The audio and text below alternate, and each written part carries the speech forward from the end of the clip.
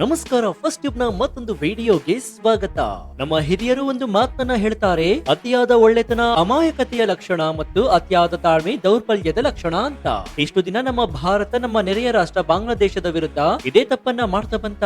ಹೀಗಂತ ಪ್ರತಿಯೊಬ್ಬ ಭಾರತೀಯನಿಗೂ ಈಗ ಅನ್ನಿಸ್ತಾ ಇದೆ.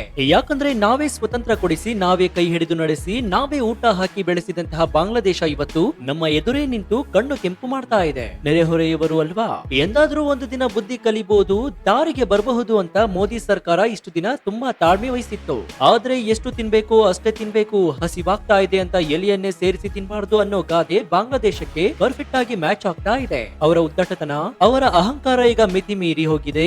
ಭಾರತದ ಧ್ವಜಕ್ಕೆ ಅವಮಾನ ಮಾಡೋದು, ಭಾರತೀಯರ ಮೇಲೆ ಹಲ್ಲೆ ಮಾಡೋದು, ನಮ್ಮ ದೇವಸ್ಥಾನಗಳನ್ನ ಒಡೆಯೋದು, ಇದೆಲ್ಲ ಈಗ ಕಾಮನ್ ಆಗೋಗಿದೆ. ಅದಕ್ಕೆ ಈಗ ಸೀನ್ ಚೇಂಜ್ ಆಗಿದೆ. ಭಾರತ ಸರ್ಕಾರ ಈಗ ತನ್ನ ಸಾಫ್ಟ್ ಸ್ಟ್ಯಾಂಡ್ ಅನ್ನ ಬಿಟ್ಟು ಹಾರ್ಡ್ ಸ್ಟ್ಯಾಂಡ್ ಅನ್ನ ತೆಗೆದುಕೊಳ್ತಾ ಇದೆ. ಇಷ್ಟು ದಿನ ಕೇವಲ ಸೋಷಿಯಲ್ ಮೀಡಿಯಾದಲ್ಲಿ, ಟ್ವಿಟರ್ ನಲ್ಲಿ ಕಾಣಿಸ್ತಾ ಇದ್ದಂತಹ ಆಕ್ರೋಶ ಈಗ ನೇರವಾಗಿ ಗ್ರೌಂಡ್ ಲೆವೆಲ್ ಗೆ ಬಂದಿದೆ. ಪರಿಸ್ಥಿತಿ ಯಾವ ಮಟ್ಟಕ್ಕೆ ಹೋಗಿದೆ ಅಂತಂದ್ರೆ, ಚಿತ್ತಗಂಗ್ ನಲ್ಲಿರುವಂತಹ ನಮ್ಮ ಭಾರತೀಯ ವೀಸಾ ಆಫೀಸ್ ಗಳಿಗೆ ಬೀಗ ಜಡಿಯಲಾಗಿದೆ. ಏರ್ ಕಾರ್ಗೋ ಸೇವೆಗಳನ್ನ ಸ್ಥಗಿತಗೊಳಿಸಲಾಗಿದೆ. ಗಡಿಯಲ್ಲಿ ಸೇನೆ ಫುಲ್ ಅಲರ್ಟ್ ಆಗಿದೆ.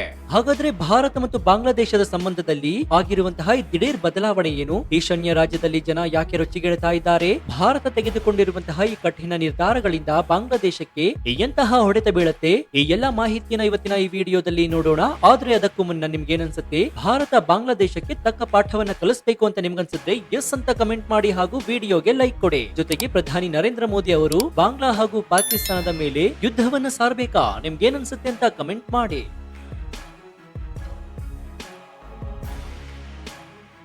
ಈಗ ನಡೀತಾ ಇರುವಂತಹ ಘಟನೆಗಳನ್ನ ಅರ್ಥ ಮಾಡ್ಕೊಳ್ಬೇಕು ಅಂತಂದ್ರೆ ನಾವು ಸ್ವಲ್ಪ ಫ್ಲಾಶ್ ಬ್ಯಾಕ್ ಗೆ ಹೋಗ್ಬೇಕಾಗತ್ತೆ. 1971 ಇಸವಿಯಲ್ಲಿ ಆಗ ಬಾಂಗ್ಲಾದೇಶ ಅನ್ನೋ ದೇಶವೇ ಇರಲಿಲ್ಲ, ಅದು ಪೂರ್ವ ಪಾಕಿಸ್ತಾನ ಆಗಿತ್ತು. ಆಗ ಅಲ್ಲಿನ ಜನರ ಮೇಲೆ ಪಾಕಿಸ್ತಾನ ಸೇನೆ ನಡೆಸ್ತಾ ಇದ್ದಂತಹ ದೌರ್ಜನ್ಯ, ಅತ್ಯಾಚಾರ, ಹತ್ಯಾಕಾಂಡವನ್ನ ನೋಡಿ ಮರಗ್ತಾ ಇದ್ದದ್ದು ಯಾರು? ಅಮೆರಿಕಾನ, ಚೀನಾನ? ಅಲ್ಲ, ನಮ್ಮ ಭಾರತ. ನಮ್ಮ ಸಾವಿರಾರು ಸೈನಿಕರು ತಮ್ಮ ಪ್ರಾಣವನ್ನೇ ಪಣಕ್ಕಿಟ್ಟು ರಕ್ತ ಹರಿಸಿ ಬಾಂಗ್ಲಾದೇಶಕ್ಕೆ ಸ್ವಾತಂತ್ರ್ಯವನ್ನ ಕೊಡಿಸಿದ್ರು. ಅಂದು ಇಂದಿರಾ ಗಾಂಧಿ ಅವರು ತೆಗೆದುಕೊಂಡ ನಿರ್ಧಾರದಿಂದ ಒಂದು ಹೊಸ ದೇಶ ಹುಟ್ಟಿತ್ತು. ಆದ್ರೆ ಇವತ್ತು ಆ ದೇಶದ ವರ್ತನೆ ಹೇಗಿದೆ ಅಂತಂದ್ರೆ, ಹಾಲುಣಿಸಿ ಸಾಕಿದ ಹಾವೇ ತನಗೆ ಕಚ್ಚಿದಂತೆ ಆಗಿದೆ. ಶೇಖ್ ಹಸೀನಾ ಸರ್ಕಾರ ಬಿದ್ದ ಮೇಲೆ ಅಲ್ಲಿ ತಲೆ ಎತ್ತಿರುವಂತಹ ಮೂಲಭೂತವಾದಿ ಶಕ್ತಿಗಳು, ಜಮಾತ್ ಹೇ ಇಸ್ಲಾಮಿಯಂತಹ ಸಂಘಟನೆಗಳು ಈಗ ಭಾರತದ ವಿರುದ್ಧವೇ ವಿಷ ಕಾಡ್ತಾ ಇವೆ. 1971ರಲ್ಲಿ ನಾವು ಮಾಡಿದಂತಹ ಸಹಾಯವನ್ನ ಮರೆತು ಇಂದು ನಮ್ಮ ಬೆನ್ನಿಗೆ ಚೂರಿ ಹಾಕುವ ಕೆಲಸವನ್ನ ಮಾಡ್ತಾ ಇದ್ದಾರೆ. ಅಲ್ಲದೆ ಕಳೆದ ಕೆಲವು ತಿಂಗಳುಗಳಿಂದ ನಮ್ಮ ಈಶಾನ್ಯ ರಾಜ್ಯಗಳಾಗಿರುವಂತಹ ಅಸ್ಸಾಂ, ತ್ರಿಪುರಾ, ಮೇಘಾಲಯ ಮತ್ತು ಪಶ್ಚಿಮ ಬಂಗಾಳದ ಗಡಿಗಳಲ್ಲಿ ವಾತಾವರಣ ಒಂದೇ ಸಮನೆ ಬಿಸಿಯಾಗಿದೆ. ಜನ ರೊಚ್ಚಿಗೆದ್ದು ಬೀದಿಗಿಳಿದಿದ್ದಾರೆ. ಅದರಲ್ಲೂ ಅಸ್ಸಾಂನ ಬರಾಕ್ ಕಣಿವೆಯಲ್ಲಂತೂ ಪರಿಸ್ಥಿತಿ ಉದ್ವಿಗ್ನವಾಗಿದೆ. ಬರಾಕ್ ಕಣಿವೆ ಬಾಂಗ್ಲಾದೇಶಕ್ಕೆ ತುಂಬಾ ಹತ್ತಿರದಲ್ಲಿದೆ. ಅಲ್ಲಿನ ಜನರಿಗೆ ಚೆನ್ನಾಗಿ ಗೊತ್ತು, ಪಕ್ಕದ ಮನೆಯಲ್ಲಿ ಬೆಂಕಿ ಬಿದ್ರೆ ಆ ಶಾಖ ನಮಗೂ ತಟ್ಟುತ್ತೆ ಅಂತ. ಗಡಿಯಾಚೆ ಹಿಂದೂಗಳ ಮೇಲೆ ದೌರ್ಜನ್ಯ ನಡೀತಾ ಇದ್ದರೆ ಅದರ ಎಫೆಕ್ಟ್ ನೇರವಾಗಿ ಇಲ್ಲಿ ಆಗುತ್ತೆ ಅನ್ನೋ ಭಯ ಅವರಲ್ಲಿದೆ. ಸಿಲ್ಚರ್ನಲ್ಲಿ ಸಾವಿರಾರು ಯುವಕರು ಸಾಲು ಸಾಲಾಗಿ ನಿಂತು ಬಾಂಗ್ಲಾದೇಶದ ವಿರುದ್ಧ ಧಿಕ್ಕಾರವನ್ನ ಕೂಗ್ತಾ ಇದ್ದಾರೆ. ಬಾಂಗ್ಲಾದೇಶದ ಮಧ್ಯಂತರ ಸರ್ಕಾರದ ಮುಖ್ಯಸ್ಥರಾದ ಯುನಸ್ ಪ್ರತಿಕೃತಿಗೆ ದಹನ ಮಾಡ್ತಾ ಇದ್ದಾರೆ. ಹಾಗಾದ್ರೆ ಯಾಕೆ ಈ ಆಕ್ರೋಶ? ಅಲ್ಲಿ ಅಮಾಯಕ ಹಿಂದೂಗಳ ಮೇಲೆ ದಾಳಿ ನಡೀತಾ ಇದೆ. ಇಸ್ಕಾನ್ ದೇವಾಲಯಗಳನ್ನ ಧ್ವಂಸ ಮಾಡಲಾಗ್ತಾ ಇದೆ. ಚಿನ್ಮಯಿ ಕೃಷ್ಣ ದಾಸ್ ರಂತಹ ಸಾಧು ಸಂತರನ್ನ ಜೈಲಿಗೆ ಹಾಕಲಾಗಿದೆ. ಒಬ್ಬ ಹಿಂದೂ ನಾಯಕನನ್ನ ದೇಶದ್ರೋಹಿ ಅಂತ ಬಿಂಬಿಸಲಾಗ್ತಾ ಇದೆ. ಇವೆಲ್ಲವನ್ನ ನೋಡ್ತಾ ಇದ್ರೆ ಭಾರತೀಯರ ರಕ್ತ ಕುದಿತಾ ಇಲ್ವಾ? ಅಂತಾರಾಷ್ಟ್ರೀಯ ಮಟ್ಟದಲ್ಲಿ ಇದರ ಬಗ್ಗೆ ಚರ್ಚೆ ಆಗ್ಬೇಕು, ವಿಶ್ವಸಂಸ್ಥೆ ಮಧ್ಯ ಪ್ರವೇಶ ಮಾಡಬೇಕು ಅಂತ ನಮ್ಮ ಜನ ಡಿಮ್ಯಾಂಡ್ ಮಾಡ್ತಾ ಇದ್ದಾರೆ. ಆದ್ರೆ ಸ್ನೇಹಿತರೆ, ಈ ಬೆಂಕಿ ಹೊತ್ತಿಕೊಂಡಿದ್ದು ಅಸಲಿಗೆ ತ್ರಿಪುರಾದಿಂದ. ಡಿಸೆಂಬರ್ 19ರಂದು ತ್ರಿಪುರಾದ ಅಗರ್ತಲಾದಲ್ಲಿರುವಂತಹ ಬಾಂಗ್ಲಾದೇಶದ ಡೆಪ್ಯೂಟಿ ಹೈ ಕಮಿಷನ್ ಕಚೇರಿ ಮುಂದೆ ಒಂದು ದೊಡ್ಡ ಪ್ರತಿಭಟನೆ ನಡೆಯಿತು. ಅಲ್ಲಿ ಸೇರಿದ ಜನ ಬಾಂಗ್ಲಾದೇಶದ ಧ್ವಜವನ್ನ ಇಳಿಸಿ ಆಕ್ರೋಶವನ್ನ ವ್ಯಕ್ತಪಡಿಸಿದ್ರು. ಇದಕ್ಕೆ ಕಾರಣ ಬಾಂಗ್ಲಾದೇಶದಲ್ಲಿ ನಮ್ಮ ತ್ರಿವರ್ಣ ಧ್ವಜಕ್ಕೆ ಆದ ಅವಮಾನ. ಆದ್ರೆ ಇಲ್ಲಿ ಗಮನಿಸಬೇಕಾಗಿರುವುದು ಇನ್ನೊಂದು ಕಟು ಸತ್ಯವಿದೆ. ಅದೇನಂತಂದ್ರೆ, ನಮ್ಮ ಗಡಿ ಭದ್ರತೆಯ ಲೋಪದೋಷಗಳು. ಭಾರತ ಮತ್ತು ಬಾಂಗ್ಲಾದೇಶದ ಮಧ್ಯೆ 4000 ಕಿಲೋಮೀಟರ್ಗೂ ಅಧಿಕ ಉದ್ದದ ಗಡಿ ಇದೆ. ಆದ್ರೆ ದುರಾದೃಷ್ಟವಶಾತ್ ಇಂದಿಗೂ ಕೂಡ ಕೆಲವು ಕಡೆ ಫೇಸಿಂಗ್ ಅಥವಾ ತಂತಿ ಬೇಲಿ ಪೂರ್ಣವಾಗಿಲ್ಲ. ಇದನ್ನೇ ಬಂಡವಾಳ ಮಾಡಿಕೊಂಡಿರುವ ಅಕ್ರಮ ನುಸುಳುಕೋರರು, ಸ್ಮಗ್ಲರ್ಗಳು ರಾತ್ರೋರಾತ್ರಿ ಭಾರತಕ್ಕೆ ನುಗ್ತಾ ಇದ್ದಾರೆ. ಅಕ್ರಮ ವಲಸಿಗರು ಬಂದು ನಮ್ಮಲ್ಲಿರುವಂತಹ ಸಂಪನ್ಮೂಲಗಳನ್ನ, ನಮ್ಮ ಜನರ ಉದ್ಯೋಗವನ್ನ ಕಿತ್ಕೊಳ್ತಾ ಇದ್ದಾರೆ. ಇದರ ಜೊತೆಗೆ ನಮ್ಮ ದೇಶದ ಭದ್ರತೆಗೂ ಅಪಾಯ ತರ್ತಾ ಇದ್ದಾರೆ. ಹಾಗಾಗಿ ಜನ ಈಗ ಒಂದೇ ಮಾತನ್ನ ಹೇಳ್ತಾ ಇದ್ದಾರೆ, ಮೊದಲು ಬಾರ್ಡರ್ ಸೀಲ್ ಮಾಡಿ, ಒಬ್ಬನೇ ಒಬ್ಬ ಬಾಂಗ್ಲಾದೇಶಿ ಒಳಗೆ ಬರದಂತೆ ತಡೆಯಿರಿ ಅಂತ.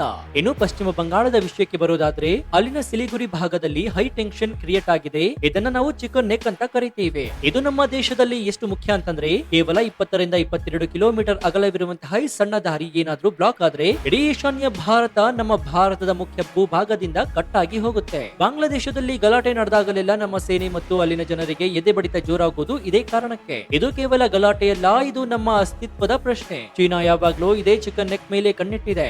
ಈಗ ಬಾಂಗ್ಲಾದೇಶ ಕೂಡ ಚೀನಾದ ಜೊತೆ ಸೇರಿ ಈ ಭಾಗದಲ್ಲಿ ತೊಂದರೆ ಕೊಡಬಹುದು ಅನ್ನೋ ಆತಂಕ ಕೂಡ ಕಾಡ್ತಾ ಇದೆ. ಇನ್ನು ಈಗ ಬಾಂಗ್ಲಾದೇಶದ ಆರ್ಥಿಕತೆಯ ಬಗ್ಗೆ ನೋಡೋದಾದ್ರೆ, ಒಂದ್ ಕಾಲದಲ್ಲಿ ಥ್ಯಾಂಕ್ ಯು ಇಂಡಿಯಾ ಅಂತಿದ್ದವರೇ ಈಗ ಬಾಯ್ ಕಟ್ ಇಂಡಿಯಾ ಕ್ಯಾಂಪೇನ್ ಅನ್ನ ಮಾಡ್ತಿದ್ದಾರೆ. ಭಾರತ ಪ್ರಾಡಕ್ಟ್ ಗಳನ್ನ ಬಳಸಬೇಡಿ ಅಂತ ಸೋಷಿಯಲ್ ಮೀಡಿಯಾದಲ್ಲಿ ಬೊಬ್ಬೆಯನ್ನು ಹೊಡಿತಾ ಇದ್ದಾರೆ.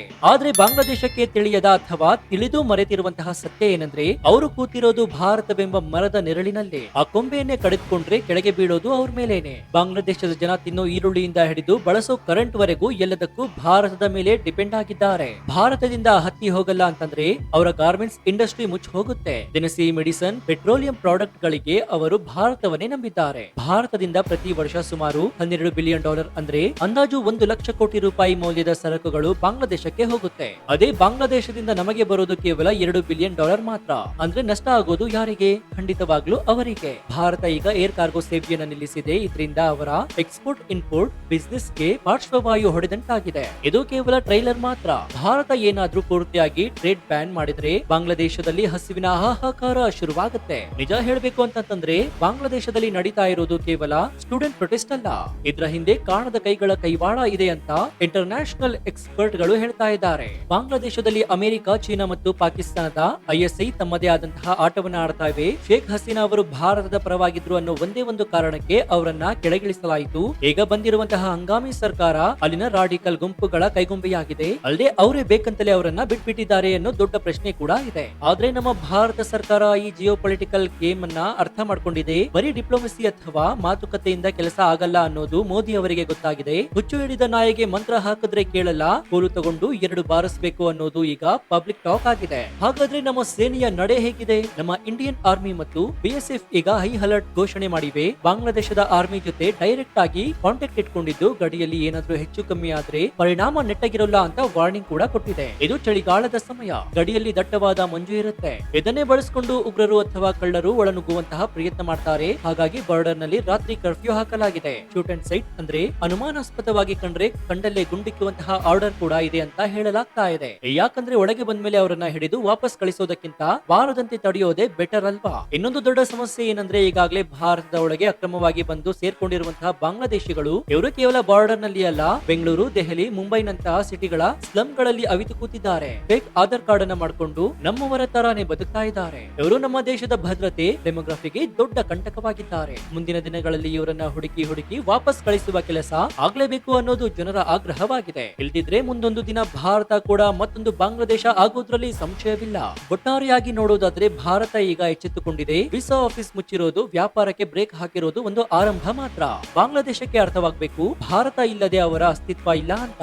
ಭಾರತದ ತಾಳ್ಮೆಯನ್ನ ಅವರು ಅಸಮರ್ಥತೆ ಅಂತ ತಿಳ್ಕೊಂಡ್ರೆ ಅದಕ್ಕೆ ತಕ್ಕ ಬೆಲೆ ತರಲೇಬೇಕಾಗತ್ತೆ. ಸೊ ಸ್ನೇಹಿತರೆ, ಈ ವಿಷಯದಲ್ಲಿ ನಿಮ್ಮ ಅಭಿಪ್ರಾಯ ಏನು? ಭಾರತ ಸರ್ಕಾರ ಬಾಂಗ್ಲಾದೇಶದ ವಿರುದ್ಧ ಇನ್ನು ಕಠಿಣ ಕ್ರಮವನ್ನ ತೆಗೆದುಕೊಳ್ಬೇಕಾ? ಸಂಪೂರ್ಣವಾಗಿ ಎಕ್ಸ್ಪೋರ್ಟ್ ಬ್ಯಾನ್ ಮಾಡಿ ಆರ್ಥಿಕ ದಿಗ್ಬಂಧನವನ್ನ ಹಾಕ್ಬೇಕಾ? ನಮ್ಮ ದೇಶದಲ್ಲಿರೋ ಅಕ್ರಮ ಬಾಂಗ್ಲಾದೇಶಿಗಳನ್ನ ಹೊರಹಾಕಲು ಏನ್ ಮಾಡಬೇಕು? ಈ ಬಗ್ಗೆ ನಿಮ್ಮ ಅಭಿಪ್ರಾಯ ಏನು ಅಂತ ಕಮೆಂಟ್ ಮಾಡಿ ಹಾಗೂ ವಿಡಿಯೋಗೆ ಲೈಕ್ ಕೊಡಿ. ಜೊತೆಗೆ ನೀವಿನ್ನೂ ನಮ್ಮ ಚಾನೆಲ್ ಅನ್ನ ಸಬ್ಸ್ಕ್ರೈಬ್ ಮಾಡ್ಕೊಂಡಿಲ್ಲ ಅಂದ್ರೆ ಈ ಕೂಡಲೇ ಸಬ್ಸ್ಕ್ರೈಬ್ ಮಾಡ್ಕೊಂಡು ಪಕ್ಕದಲ್ಲಿರುವಂತಹ ಬೆಲ್ ಐಕಾನ್ ಅನ್ನ ಪ್ರೆಸ್ ಮಾಡಿ. ಇದರಿಂದ ನಾವು ಹಾಕುವ ಹೊಸ ವಿಡಿಯೋಗಳ ನೋಟಿಫಿಕೇಶನ್ ಮೊದಲು ನಿಮಗೆ ಸಿಗುತ್ತೆ.